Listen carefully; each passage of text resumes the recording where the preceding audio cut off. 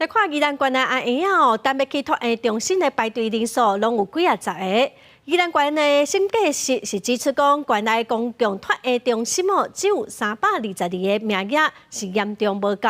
托婴中心设的所在嘛无够平均，所以县政府嘛表示讲，因会来改善。 托婴中心内底囡仔在休困，托育人员伫边安搭，啊，毋过伫宜兰县要得到安尼托育服务，大部分家庭后补，每一间公用托婴中心后补人数差不多2位数，家长认为应该增加受托人数。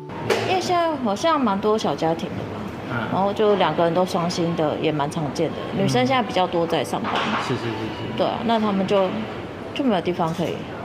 会啊。怎么说？就是如果。想要上班的话，就是可以把小朋友带过。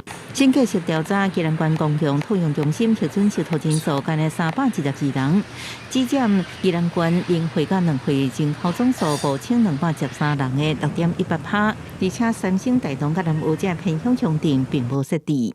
家长带囡仔到亲子馆参加活动，不过这对双亲家庭来讲真困难。